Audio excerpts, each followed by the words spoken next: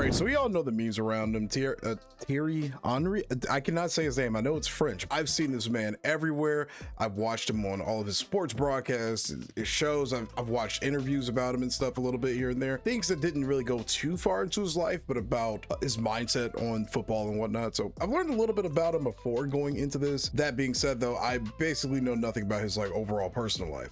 So we're going to be reacting to Thierry Henry. I think that's how you say it. I'm sure Daily Dose of Football will pronounce it correctly for me. In 1984, a French boy, son to two Caribbean parents who lived in the suburbs of Paris, caught the eye of the local team's coach. He, despite his talent, was particularly not interested in football, and it would be his father who would convince him to start playing. Only 5 years later, as he kept going up the rankings, an AS Monaco scout would watch his team play, and by the end of the match the score sheet read 6-0 with one name standing out as it had been written all 6 times. Damn. Thierry Henry. At Thierry the Henry. time, Monaco only accepted young players as long as they had good grades and were willing to take trials first, but Henry, despite not filling that criteria, was so talented that they would allow him to join either way. At Damn, 17, he was that he good. would debut for the main team, and in his first season, despite only playing 279 minutes, he would soon impress, and as he started the next season on his best form yet, by mid-November he would average a goal every 91 minutes, and despite going on a dry streak for a few weeks, by the end of the calendar year, he would win the award for the best French young player of the year. That's For not the bad. rest of the Wow. season, he would keep playing at a high level and would help AS Monaco win the French league. But the 1997-1998 season would be the one where he would truly cement himself as a generational talent. While during the season his goal-scoring ability would not offer very impressive results domestically, it would be amazing in a Champions League, scoring 6 times in the group stage. As they went into the quarterfinals, they would slightly edge Manchester United, despite Henry not playing the full 90 on either of the 2 legs, which would be the case once again in his first leg of the semi-finals, as they lost 4-1 to Juventus. In the second leg, Henry would play the full 90, and despite him managing to score his 7th Champions League goal of the season, the most scored by a French player since the renaming of the competition, and averaging a goal every 81 minutes, AS Monaco would not make it to the final. His performance would be so significant that he would manage to get called up for the 1998 World Cup. He would play the full 90 in the first match against South Africa and managed to score, but in the second match he would shine even brighter, scoring twice against Saudi Arabia despite not even playing the full match. Despite the great start, he would not play a single full match for the remainder of the tournament and would end up not being utilized in the final against Brazil. Regardless, France would win, and he would add the World Cup to his trophy cabinet. Oh wow! This tournament would Okay, only so he's help got a to trophy. earn him He's even got a more World Cup trophy. notoriety at international level, and after half a season with Monaco, he would get sold to Juventus for 12.5 million euros. As Henry in his first 3 months at the club, the doubts over him became even more severe. But then the barrier was broken and Henry started scoring, and with 12 goals over the next 18 matches, it seemed like he did indeed justify his own fee. But then something incredible happened. Henry would score in 10 consecutive matches with 12 goals, averaging a goal every 60 minutes. Truly world class. This streak would massively influence Arsenal's performance in the Europa League, with Henry scoring in all 6 games that preceded the final. Unfortunately, there he wouldn't be able to help them any further. Wait, I'm sorry, Daily Dose of Football. I'm listening to you, brother, but look at that. This streak would massively influence Arsenal's performance in the Europa League, with Henry scoring in all 6 games that preceded the final. Unfortunately, there he wouldn't be able to help them any further, and Arsenal would lose the final on penalties. With his rising notoriety, Henry would be called to play for the national team in the Euro 2000. Once again, he would come off to a great start, scoring in the first 2 matches. Then he would be rested, coming back in the quarterfinals where we would have a quiet game against Spain. In the semi-finals though, he would be the hero, as he would score the equalizer that prevented France from being knocked out by Portugal, and make it to the final. The final would be another quiet match where his teammates would step up and Henry would win his 2nd international trophy, once again as the top scorer of the team.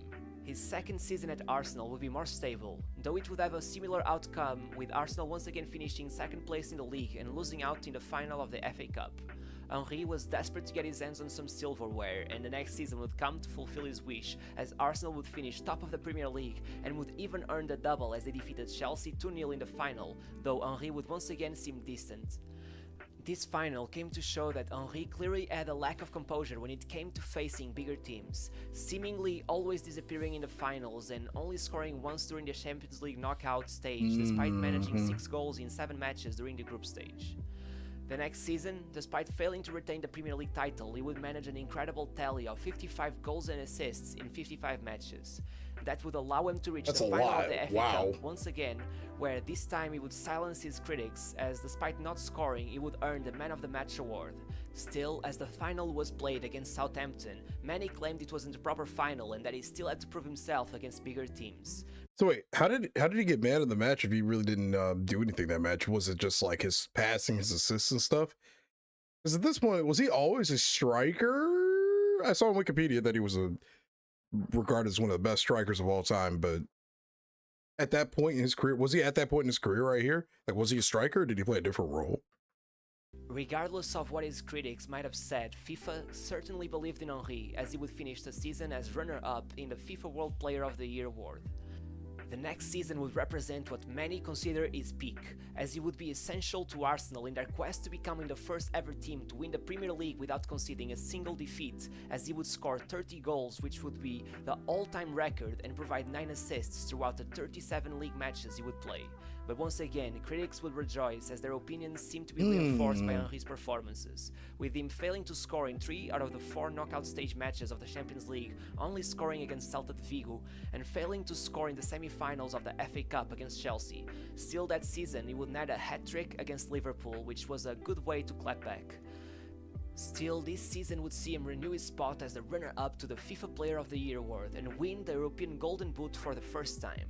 The 2004-2005 season would be one of his most underwhelming, with no trophies coming his way despite Henry finishing as the league top scorer. The following season though would be much different. Henry would have his least clutch season, only once scoring against the top 4 despite being the league's top scorer. In the Champions League it would be even more underwhelming, scoring only twice during the knockout stages, despite Arsenal making it to the final, where Henry would once more disappoint as they lost out to Barcelona. Over the summer was there like just like a mental block or something that he had? Like why was he, I don't know, like it had to have been like a mental block maybe, because I'm sure it has to add up at a certain point. You've lost these finals over and over and over. You're probably thinking a lot harder about it at this point. As they lost out to Barcelona. Over the summer, it would take part in the 2006 World Cup, where despite ending up being nominated as one of the best players of the tournament, it would only score once over the knockout stage, where he wouldn't play a single full match. Sadly, despite making it to the final, France would lose to Italy on penalties. After a last season at Arsenal completely destroyed by injuries, Henry would finally move away on a €24 million deal that would see him join Barcelona. As Henry left, the Gunners would have somewhat of a renaissance, with the legend himself clarifying that he believed his seniority at the club was hindering their style of play. Sort of shocking to hear, to be honest. At Barcelona, he would never achieve the status he had at Arsenal, managing just 19 goals in his first season, getting to the point of him claiming to be missing home. The second season there would be the best by far, as Barcelona would take home 6 trophies, winning the Copa del Rey, La Liga, both Super Cups, and of course the Champions League and the Club World Cup, as Henry managed 26 goals in all competitions. As a recurring theme of his career was his inability to show up in big games, you're probably wondering how he did in his only victorious run in the Champions League. And well, to the surprise of no one at this point, he only scored 1 goal after the last 16 round. After seemingly being replaced by Pedro Rodriguez in his 3rd season, he would leave to the MLS to play for the New York Red Bulls, where he would never register more than 15 goals in a season, with his most notable moment being a month-and-a-half loan back to Arsenal, where he would play 7 matches and manage 2 goals, as he cemented himself as the club's all-time top scorer. It sounds like he had kind of a rough career, like it was like up and down. Now, I did win a lot for Barcelona, which is crazy. 6 trophies in, what, 2 years he was there? 2 seasons? That's actually kind of insane, right? But it sounds like he had a relatively rough international career. Well, no, he actually did it. He has a Euro win. He has a World Cup win. It just sounds like his domestic cups and were a little up and down, maybe. The Champions League was up and down for him. I'm probably wording this really weirdly, I guess, but I wasn't expecting this, to be honest. I thought it was like mega dominant, but he still had a great career. He had a great career, it sounds like, so far. But there were a lot more like down moments than I expected. Henry was an icon. He formed incredible partnerships, first with Bergkamp, then Samuel Eto'o, One of my favorite players from when I was younger. I would pick that Barcelona team every time. The way he would drift from side to side, completely bamboozling defenders, he was just phenomenal, no matter how intense his critics have been. Now, getting into our ranking system. First, we will judge him by his finishing. He was deadly as they get with his right foot, but lacking in heading ability as well as set pieces, long range, and weak foot finishing. He can only get an 8. Secondly, we will judge him on his positioning. Much like Del Piero, he wasn't that type of a striker. He gets a 7 out of 10. For speed and physicality, he gets a 7 out of 10, as he was pretty fast but not the strongest player at all. The fourth technical attribute to be taken into account is his first touch and ball control, which were superb. Some of the finest ever seen on a striker. He gets a 10 out of 10. Yeah, I mean, his handling looks insane. As I covered in the video, we tended to play with not Messi show up too. on big games, which is close to the most important trait a striker must have, so he can only get a 5 out of 10. When it comes to his legacy, first, consistency.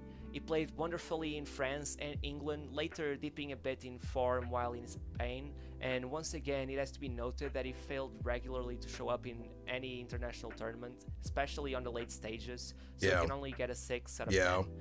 Secondly, flair. It's Thierry Henry. If you don't understand why he gets a 9 out of 10, you should rewind. I mean, you could just watch these clips, there's so much character. He was very lucky to have a great squad with the French national team, as well as the Invincibles, and even being part of the Tiki-Taka, so not surprisingly at all, his trophy cabinet is nearly immaculate. Just lacking some individual awards, a 9 out of 10. The fourth of these aspects is longevity, which was pretty good, though he had some shaky moments at Juve and Barcelona. He gets an 8 out of 10. Lastly, the icon factor. His name is one of the most unforgettable to come out of the 2000s, especially in England. He gets a 9 out of 10. That adds up to 78 out of 100, placing him right under Ronaldinho and Kaká, who are both two amazing players who had one specific aspect of their game hinder their careers, so I believe it makes sense. This was Thierry Henry's career in a video. I hope you enjoyed. If you did, please leave a like. It really means so much to me when people like the video. If you're new, subscribe. There's a new video like this every week. And yeah, that's it. Hope you enjoyed. See you next time. Bye. So, okay. When I said, by the way, he played with Messi, I know Messi played in Barcelona. I meant like timeline-wise. Yeah, that makes sense. Those the early 2000s. Yeah, man. Once again, it seems like all the generational incredible talents just all came out of the early 2000s. But I definitely want to look at, I'm sure there's like a when football becomes art video about Thierry Henry. It's so weird seeing those words like spoke like that as an American, you know, as an English speaker, I guess. Yeah, I want to watch a video on his skills. You could tell by some of the clips here that his ball control skill was just immaculate. Some of the juggling I saw was insane. Dribbling looked insane. I mean, there's a lot of cool stuff that we saw in some of those clips, right? So what was his overall trophy cabinet? Because it sounded like, at least maybe the way it was described in this video, that it was a little up and down constantly, you know, like he did good, then he didn't, then he did, then he didn't, you know. So what was his overall like trophy cabinet with each of the clubs and with the different national teams and stuff? We do know though that he had a hard time showing up at the bigger games, which that sucks, but overall it looked and sounded like he was an exceptionally well-rounded player. I'm definitely going to react to a when football becomes art video about him. Actually, as a matter of fact, I had a feeling, damn, that's a 26-minute ruler. Okay, all right, well, we know what we need to do. We're gonna react to when football becomes art video, even if it's 26 minutes deep. I think you guys will like that. Well, anyway, guys, thanks for watching this reaction. Let me know what you thought about it in the comments down below, and if you don't mind answering some of my questions, I would greatly appreciate it. But I'll also probably do some research as well, just so I can be educated, of course. But yeah, hope you enjoyed the reaction. Hope to catch you in the next one, guys, and I hope you have a great day. Merry Christmas. I'll see you later. Peace.